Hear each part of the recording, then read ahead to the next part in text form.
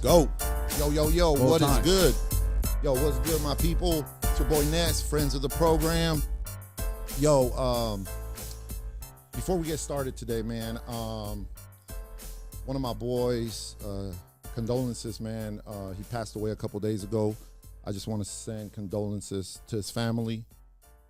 My boy, Coach Parker, he was involved in a car accident, and it's crazy because he used to ref my basketball games when I used to play league. Then my brother-in-law, that's he's 29 now. When he played for the city, he used to ref his games. And then my kids, who are 18 and 17 now, he refed their games. So it's crazy the amount of time that I've known him.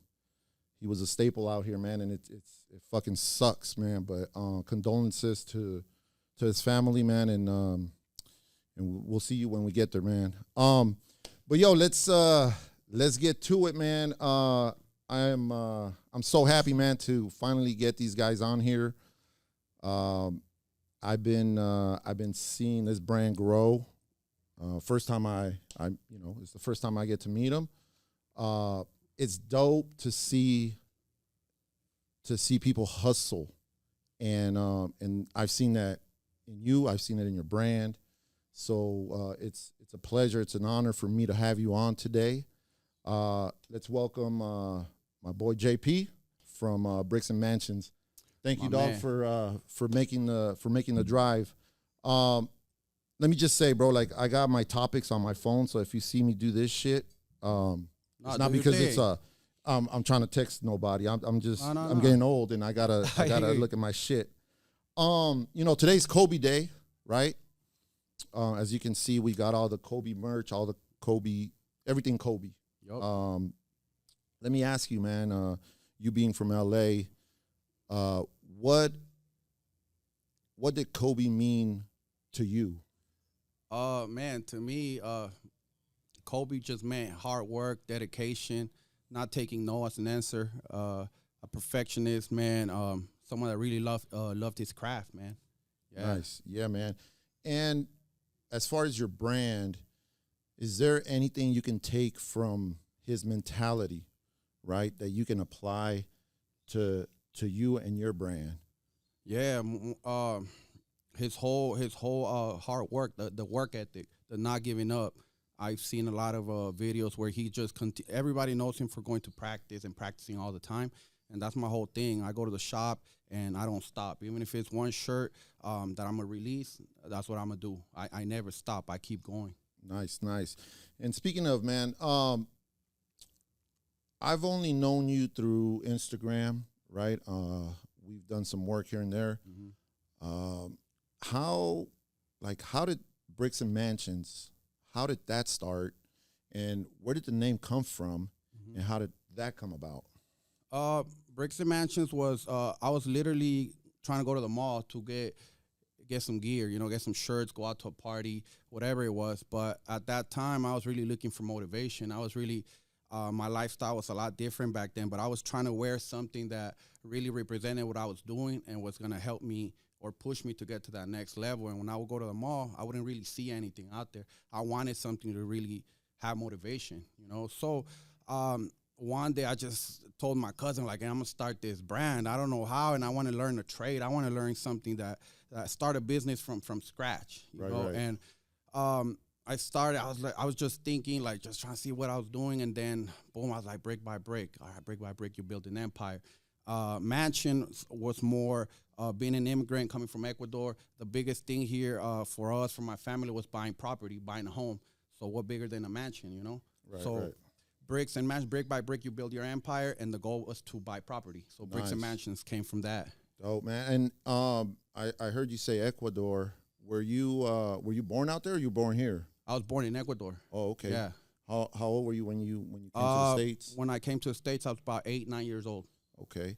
And at what point, so you went to school out here, would you say it was high school? During what time is when you this whole thing about going to the mall, not really seeing stuff that you liked, was it during high school? Was it out of high school? It was right senior year, I would say, around high school. I was already like having those entrepreneur thoughts. I was always an entrepreneur. I was always hustling, but I never had my own business. I wanted to own something. It was right around finishing high school where I was already getting the ideas. And then around that time, I kind of started like trying to figure out how to get to downtown LA, trying to figure out how to get shirts. Like, yes, around that time. Oh, man. And I know you have, you got a shop, right? Right, yeah. And is there, I want to say there's a barber shop inside the shop. It's like a barber shop and then your shop. Yeah. And then your production is in there too. Yeah. How like, I mean, that's pretty genius. Like, I feel like, you know, people coming in for a cut, they get to see your merch, and they're sitting there for, you know, whatever, 15, 20, 30 minutes, and they're like, oh, shit. You know, like, so is that how it came about, or how did the whole, like, combo package, you know, thing how did that come about? It was just like that. I was literally trying to open up a store. I started, for those that don't know, I started, you know, off the trunk of my car. Then I used I used my mom's garage to store my stuff. Then I bought a house, and then I used that garage, and I called it a lounge. I painted all the walls black, and I would make it look like a store. And when I would release a collection, I'll open up the garage and have people just pull up. But the thing is, I was giving up my address to everybody, so that wasn't the smartest move, but it's what I had to do. From there, I looked into getting a store right around COVID, and we went from that to that, and I was like, man, how do we guarantee people coming in, traffic? Because I know not everybody is going to go into a store to get clothes all the time. Right. But everybody needs a haircut. And then so I told my boy, like, hey, are you willing to take a chance on this? I got this crazy idea. Shout out my boy Gerardo, Faith by G, by the way. He took a chance on it. He left the barbershop where he was at, where he was cutting my hair, my boy's hair. We all go there. He took a chance on me. I took a store, just like literally the shell. And then I started building from there. I told him, hey, I'm going to put while people are getting a haircut, they're going to be looking at the gear. And then, just like you said, they will get a haircut, and rather than going to the mall, they grab your shirt right there. Yeah, man. Yeah. That's dope. And then how did, like, production come into play? Because that's a whole nother beast. You know, like, production is no joke. And for you to be able to have a barbershop, a store, and then to produce inside of that also, it's kind of crazy to me, you know. But how did that come about, where you were like, man, I gotta get some machines in here? It was just timing. I started growing, and then when you start growing, you're kind of just gonna hit that one level. And I think I hit that level where I couldn't wait on people anymore. I feel like we're at a time, like at a time where no one's waiting on nobody. You know, it's got to happen now. So I figured, like, man, I'm gonna take this chance rather than waiting 2 weeks for that printer to give me back my stuff. I'd rather do it right now within 2 hours and get that concept, that design, print it myself, and hang it on the racks. But like you said, it's a whole different monster, because then I had to learn how to print, how to go from A to B. And then I met people like Angel, like yourself, like that. I saw the motivation. I'm like, if they're doing it, I could do it too. Nice, man. Yeah. And then are you the one doing the production? Like, are you the one doing the printing and then setting it up? Are you there like throughout the day, or you kind of just go in, work, put it up on the shelf, and then bounce? Kind of like that, yeah. It's more like, yeah, I'm printing. I'm not designing, but putting the concepts together. I put the collections. I put everything together. But I'm behind the scenes and in front of the scenes. So then I got people like my boy Vic that takes care of all the public relations. He's trying to get us deals. And whenever collections drop, he's the one that takes care of the marketing. The homie Gerardo, he's cutting hair. He's the one. He's also like selling the gear. So when I get there, he's like, hey, we sold this today.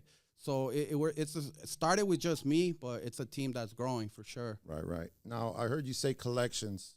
When you go into designing a collection, right, where do you get your inspiration from? Like, how do you come up with this collection, right? Mm-hmm. Do you sit there, like, what is it that you do to be able to put all that together? And then also, like, how many pieces do you try and drop per collection? Sure. So the collections I got from the artists, like kind of like the rappers release albums. Each album has different songs.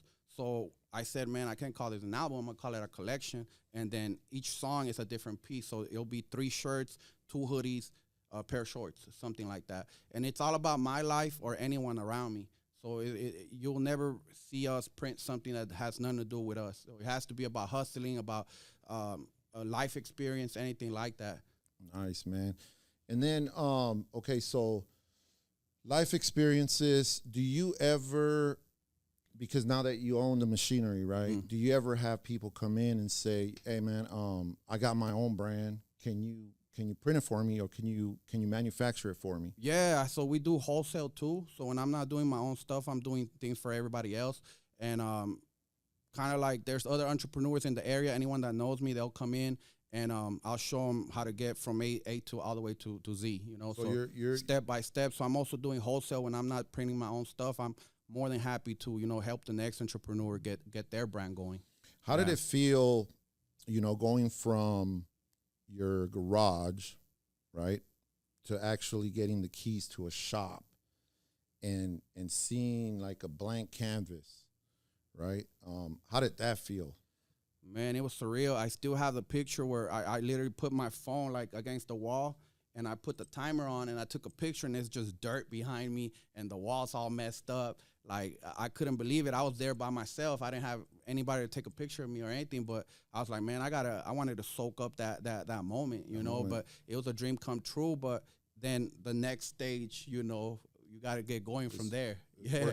Now, did you do a lot of the work yourself, or did you hire a contractor to come in, or are you a hands-on type of person?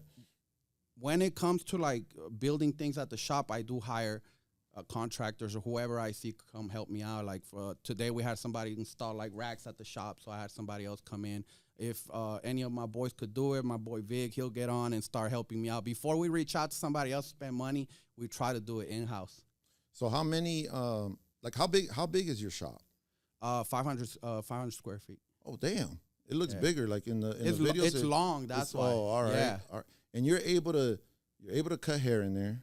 You're able to fucking have your merch up on the wall, and you're able to have your machines in there. Yeah. What kind of what different machines do you own? So I started with a DTG that I got with Angel Boy. I started with DTG with the heat press and the pre-treat. Then I moved on to DTF about a year ago. Because of the amount of orders that were coming in, we're able to do more wholesale with the DTF. So right now I have a DTF. And then when you say, my bad, when you say wholesale, are you already selling to stores? Or so we've done business with some local stores, yes, but the dream is to get one of those, like I was telling you, my dream is to get into a Chics, Men's Warehouse, whatever it is. Yeah. So I'm gonna have my boy Rich. He's gonna be on season 2, bro. He's the buyer over at Chic. So you're gonna have to tune in, man. For sure. I think he's gonna drop a lot of knowledge for brands like yours that are trying to get their stuff in stores like that. For sure, man. I'm gonna tune in. Yeah, man. And let me ask you this: you've done direct to garment, and then you've done DTF, right? Is there one that you prefer?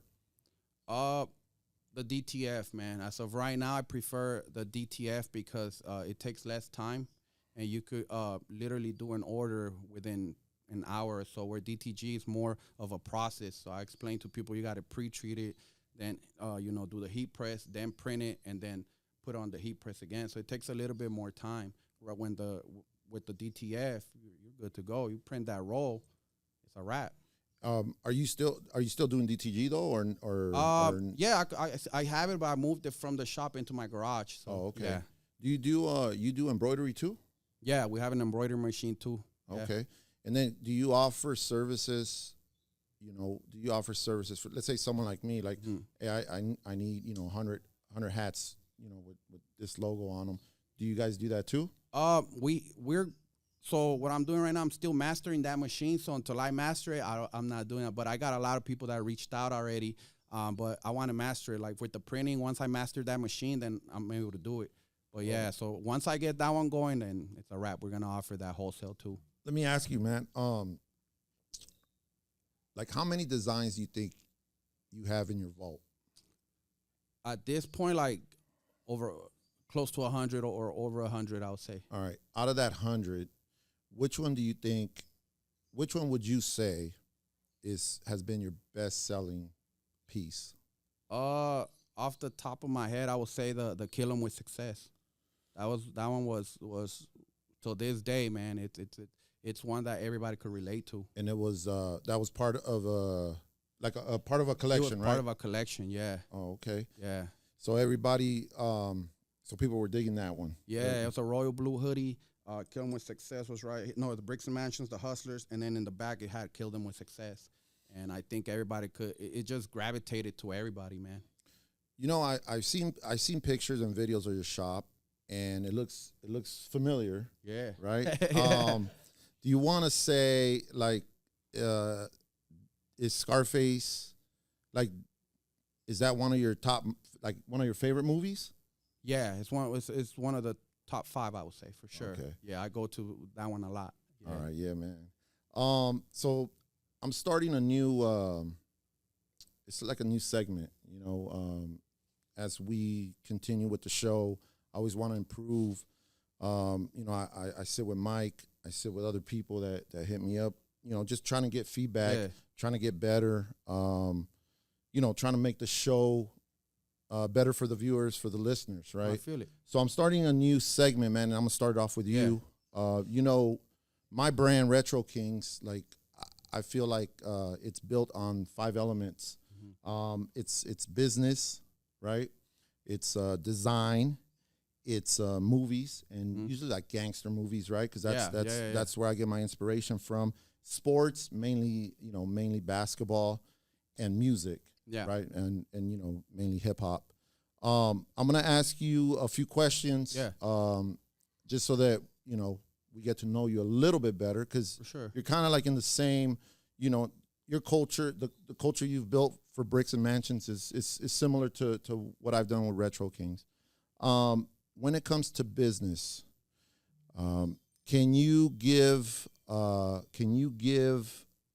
listeners, and my bad, can you give the listeners and the viewers one piece of advice when it comes to running a business? Sure.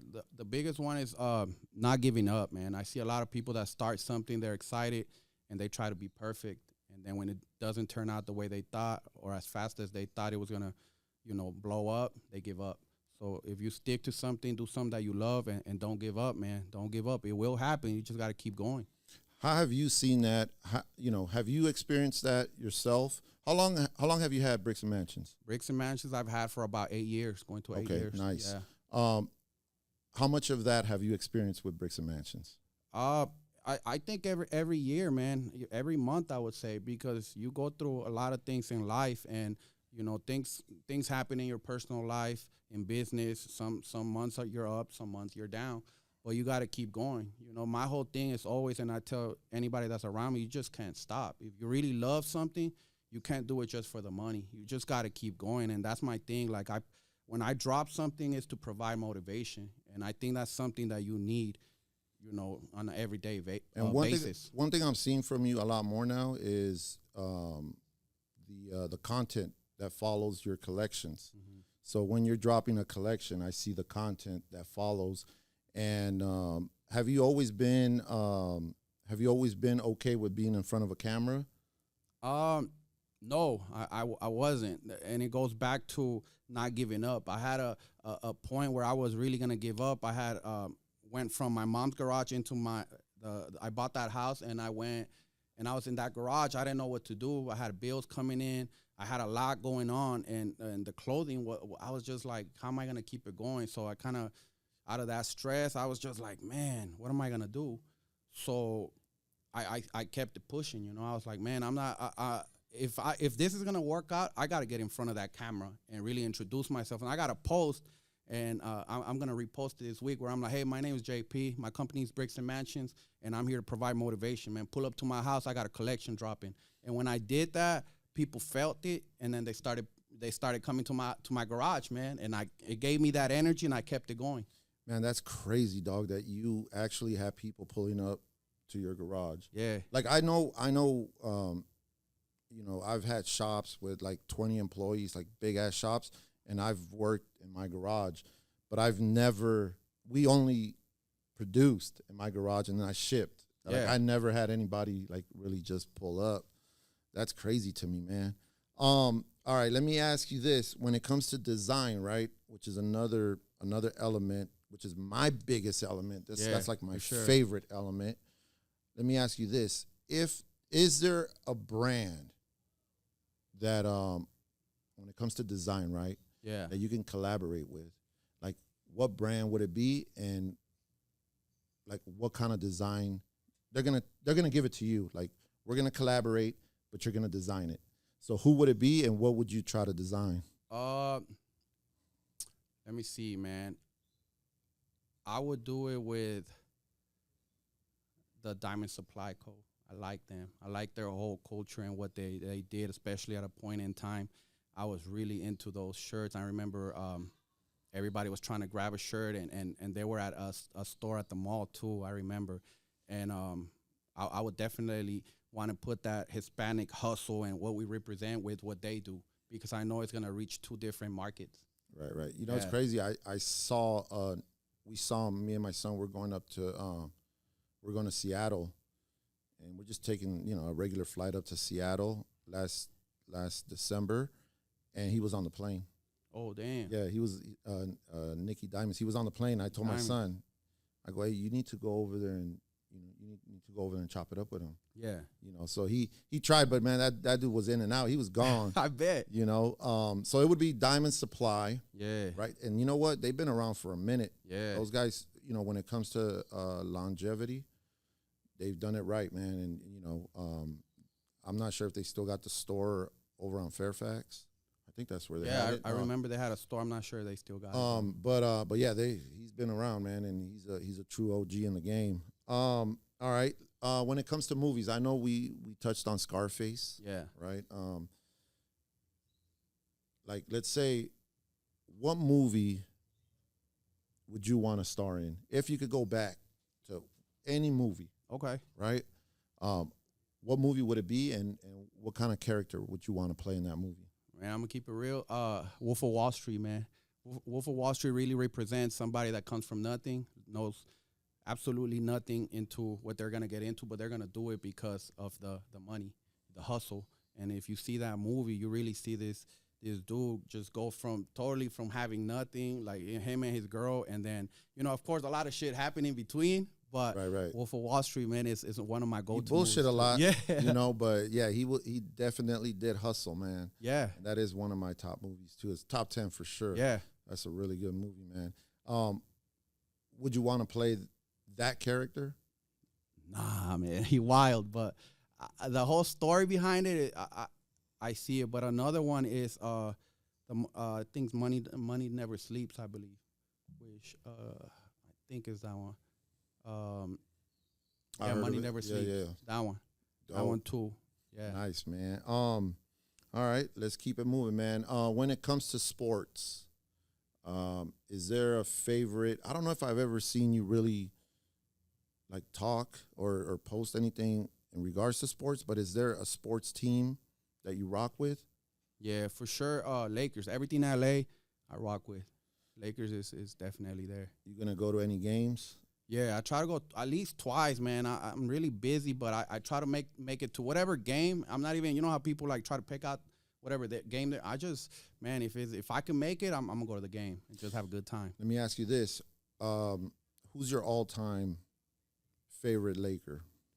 Kobe, for sure. Yeah, Kobe. Yeah, yeah. It's for a lot of people, man. Yeah.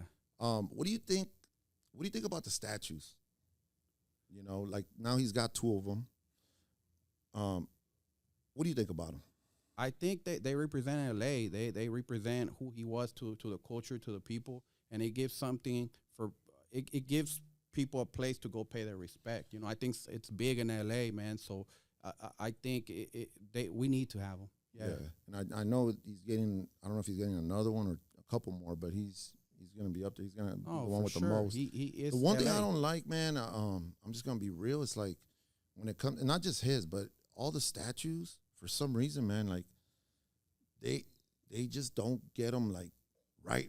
You know what I mean? Yeah. You're looking at him like, man, that's Kobe. Like, fuck. Like, like his neck is longer. Like, I don't know, man. Like, I feel like They can probably got to improve. take their time a little bit, and like take their time with it. Don't release it so fast. It's no rush. Like take your time and do some classic. Yeah.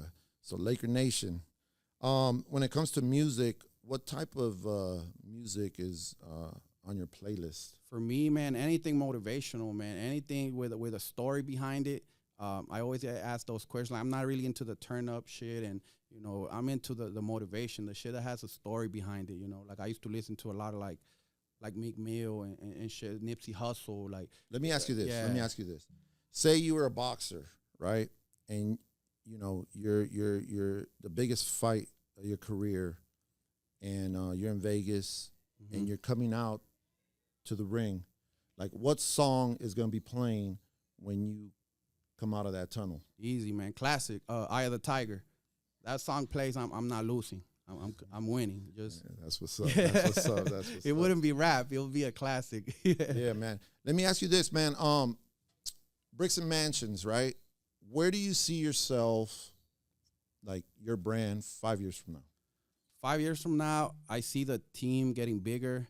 I see the brand definitely in stores. I see me definitely mastering the business side a lot more, and us growing not into just T-shirts, but more of accessories too. I want to get into, like, I was having a crazy idea of having our own, like, pillow sets and things like that. More accessories, beer mugs. Like, we started with the clothing, but I want to move into accessories. I think that's something that hasn't really been tapped in. If I could give you a piece of advice, the T-shirt, right? That's your bread and butter. Yeah, for sure. Just make sure when you do that, you don't forget about the T-shirt. Oh, nah, man. You know what I'm saying? But it's going to happen, because it does happen. I've seen it plenty of times where, why do you think, like, I don't do anything but T-shirts, right? I stick to my bread and butter. And it's because when I've tried, and I know other people that have in different industries. Yeah. You go away from your bread and butter, you forget about it. And then you're trying, you put all your time into this, and you forget about what you truly, what you're good at, what you're really great at. Yeah. So when that happens, like I just heard you say, grow the team. I wouldn't be afraid to get team members and say, you're going to be in charge of accessories. You're going to be in charge of, cut and sew. I'm going to be in charge of graphics for tees. Don't be afraid to do that, because at the end, like, you try to do too much, your time is going to be real thin. Yeah. And then, that's when, you start losing focus of what it is that you're truly great at. I appreciate that, man. I appreciate that advice, because we don't really, being in this community, you don't really have a lot of people to tell you advice like that, and you big in the game, man. So you even telling me something like that, like, I appreciate it, man. Right. And it's crazy. That's one of the reasons why I decided to have this show. I'm not one to be in front of cameras either, or in front of a microphone. And when I stopped printing, it was just one of those things. Like, I designed so much, and then stores want to order, and then you feel like, oh, now we got to produce. Yeah. So then you go and buy machines, right? So it just becomes one of those where it's like, man, like, I'm spending too much time over here producing when I should be designing. Yeah. Right. So yeah, it's just one of those things, man. Like, you really got to stay focused and master your craft, and don't be afraid to bring people on board, to help you with the different aspects, the different things that you want to, but going back to that, like, people have always hit me up, and for the longest, I don't want to call it gatekeeping. Yeah. But I was afraid to just share. Like, I didn't really think people wanted, like, they don't want to fucking learn from me, or whatever. But as time went, people were like, man, you got to do videos on how you design. You got to do videos on how you print. You got to do videos on why are your prints so crisp, or, whatever it is. So then when I stopped printing, it gave me, the idea came from my wife and some homies that, hey, man, you got to do a podcast so you can help people and you can bring people on board like you, shine a light on you guys. I appreciate it. Which takes us to this. right? It's another segment of my show where, you know, I know you met Blinky earlier. Yeah. My girl Blinky. It's called Ayo Ness. You get to ask me a question, you know, and then I'm gonna answer it as, you know, as best as I can. I appreciate that, man. My question would be, how long did it take you to get a design into store, into like your first store, like your Sheiks? I would say, like, how did that happen? The transition from like going into designing and having your store, I assume, and then going into that business. So being in stores is dope, man. It's like the ultimate feeling, and especially when you have your people in different cities, different states. They go into these stores and they're like, oh shit, that's Retro Kings right there. Like, let me take a quick pic, let me send it to them, right? It is a process. So, you know, for me, it was first and foremost, it was just gaining that momentum, like designing all the time, design, putting out collections, and then selling direct to consumer. Okay. When I got a nice following from direct to consumer, then I told myself I'm gonna go, you know, back then it was Magic or it was Agenda, you know. So I said, I'm gonna have to do it. That's where the buyers are gonna be at. Okay. So for someone like you, you know, you have over 100 pieces in your vault. Your next step is gonna be that. If you wanna be in stores, then you're gonna have to, that next step that you gotta take is gonna go to like right now, just, you know, project just ended, I think like a few days ago in Vegas. But it's definitely, it's an investment, you know, and it's crazy because the first time that I did it, the first time I did a show, it was a 3-day show. And I remember like the first day, you know, we got all this, you know, we got all our merch there and everything, and we got some orders, but it wasn't nothing, it was nothing major, right? It was like $500 here, $300 there, whatever. So we're like, damn, we just spent 10 G's to be here, right? On the booth. Yeah, so everything, not just the booth, but the hotel, food. If you're gonna take people with you, you know what I mean? Like, it adds up. And for us, it's, you know, it's easier. We just hop on a car and we're there in 3.5 hours, right? So we're not having to fly people, none of that. Yeah. Like we're driving, so we're saving on that. But so then second day comes around. And the same thing, right? Like we're getting orders, we're getting traction. People, you know, people are liking our shit. But we're like, damn, like we just spent, in our head, we're like, man, we just spent 10 G's. Like fuck, is it worth it? You know, so all these things start coming into mind. Like for me, it's more like, what is it that I have to do? Like, do I need to change my graphics? Like, I'm starting to think like, man, maybe they're not feeling my graphics, right?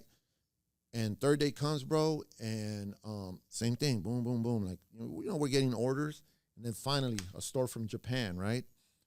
These Japanese guys don't look like buyers at all. They look like they work in the office, suits, everything, right? And they come, they look at our stuff, and they're like, oh, we like it, boom, boom, boom. And they place like a $10,000 order to ship to Japan, right? And we're like, damn. So we just went from like feeling like this to like, bam, now we're up here. So, you know, like that shit gave me goosebumps right now, dog. Like, so yeah, like, and it all depends on how fast you want to take your brand, you know, like to that level, and how confident you feel about your graphics. That's one thing. Like, and that's why I think it's going to be important when I have my boy Rich on here from Chic. He's going to let you guys know, like, what is it that they look for? You know what I mean? That's key, right? Yeah, and it is. What kind of blank? What kind of graphics? What, you know, like all this stuff, right? And I've been dealing with him for a long time. So now it's like, you know, we go back and forth. Like if he likes one of my graphics, but he doesn't like the colorway, we switch it up because he knows. You know, he knows what's gonna work at his store. Yeah. You know, so then we customize it for his store. You know, but it really comes down to how quickly you want to take it there and how confident you feel about your brand. Okay. And on top of that, how good you are talking to people.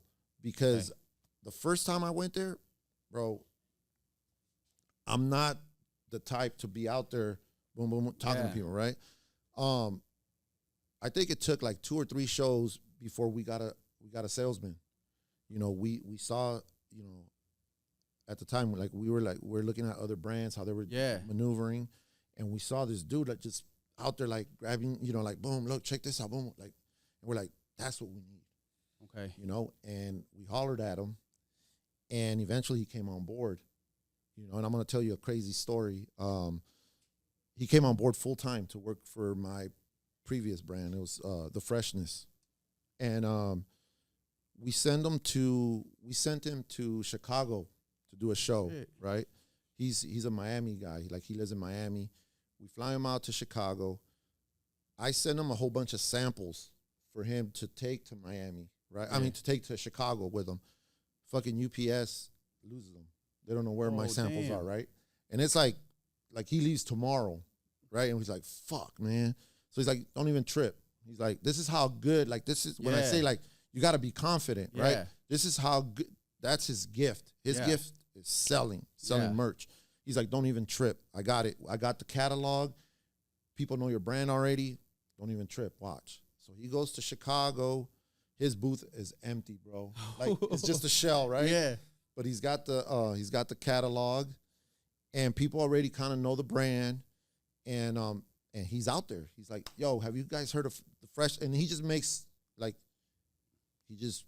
a joke. Like, yo, I was supposed to get samples. I didn't get them, but look at my look at our. Yeah. And I already had over 100 pieces like in my collection.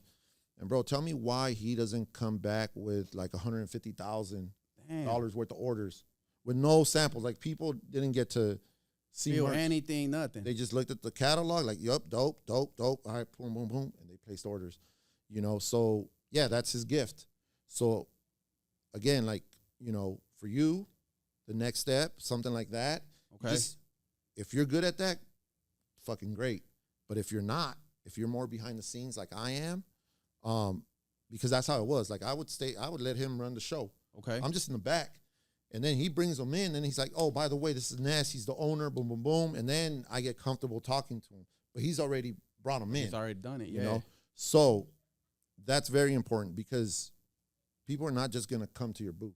Unless you have something that no one's ever seen, which, it hardly ever happens, right? They're just going to go by your booth. They're going to look and be like, oh, what's up? And then they're going to go on. And it's a lot of other brands out there, too, I bet. You're competing with bigger brands. So a lot of times they have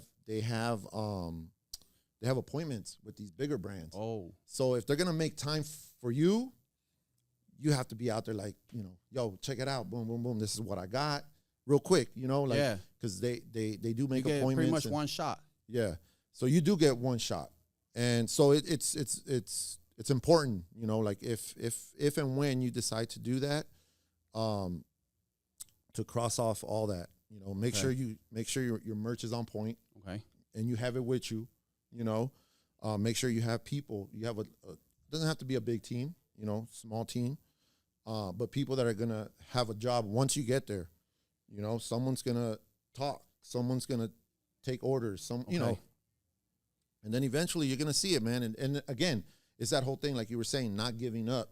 Yeah. Because we could have easily, if we wouldn't have got that order, that Japanese order, I don't know if we would have done another one, because it took a lot from us to say, yo, like, we got to spend 10 racks to go do this show. You know what I mean? So just know, like, they're out there. And you never know who, it might be Chic, it might be Zoomies, and then once you're in with them, bro, it's game over. Like, you just continue to feed them, So it really comes down to how fast you want to take it there, and then also it's gonna take some money, And but hey, man, you can get it done. I don't know if you can see that Post-it note that I have over there on the wall. If you look at it, that's where the orders are. I see your Instagram. Yeah. So that's the one I was telling my boy about. It says like Chic's 500, another company 500. There's stores, and you know what's crazy? There's a store, and I can't fucking remember the name.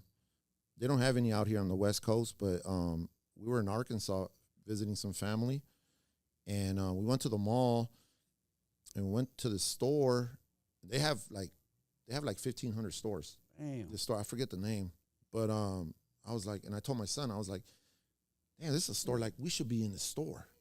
So we were walking, and then, bro, tell me why they have 2 of my shirts bootlegged in that store. I've seen you post it too. Yeah, bro. I blasted them, bro. I was like, what the fuck? Like, yo, just hit me up. Let's work. Let's you know? work. And they did, you know, like you look at the tag, I have no idea who it is. Like you can't even reach out to them and like be like, yo, what the fuck you guys are doing, right? But yeah, man, can you imagine having just 2 styles, right? And maybe, you know, 36 pieces in each store times 1,400. Bro, it adds up. Yeah. So yeah, I think you can get there. You know, it all depends on how fast you want to, you know. No, I appreciate that, and that's definitely the dream. That's definitely what we're working on, you know, on a daily basis, man. But seeing people like you do it tells me, and it gives me a sign that, you know, I could definitely do it too, and it tells the next person too, you know. Right. Yeah. And it could be done, man. Like, you know, you put the hustle in it, you know, you put the motivation in there. And then too, like, you know, don't burn bridges. Yeah. Like, a lot of people, you know, you help someone out right now, don't expect nothing back, but you never know. 2 years from now, that person can help you out again. Yeah, for sure. You know, and that's how, like, you know, I've been able to grow my brand too. Like, I really try not to, I don't burn bridges, you know, and there's times when people do me wrong, bro, and I just let it be, you know, but eventually, like something happens and, you know, they come back and they you know, they help me out one way or another, you know, and even if they can't, but they know someone, you know, so it you know, at the end of the day, like, just, you know, just do that. Just don't burn bridges. Just stay on top of it. Continue to do what's in your mind, like your creative mind. Yeah. And don't veer off from that. You know, stick to your bread and butter, man, and you guys should be good, man. I appreciate that. Yeah, man. Before we head up out of here, man, I just want you to know, I want you to let them know. Yeah. Let the viewers know how, you know, where's your shop located at? We're in Gardena. Oh, okay. Yeah. Just let them know how they can get a hold of you, how they can follow and all that, and any last words.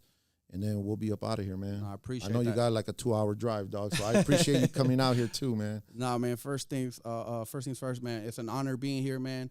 From meeting you on Instagram, you've always helped me out. And for me, like I told my boy, like, hey, man, we got to go do it. We got to go pay our respects to Retro, man. You've helped me out a lot. I think you gave me one of my first designs that was like the cartoon one that we did, El Chapo one. Yeah. And it went crazy.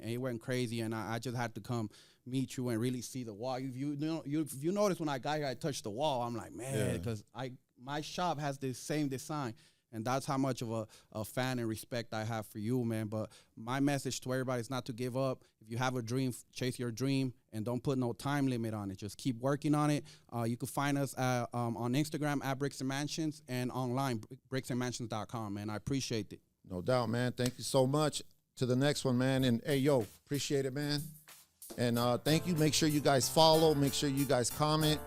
And, yeah, man, make sure you guys follow Bricks and Mansions, man. They're doing big things. Appreciate that. Thank you. Get it.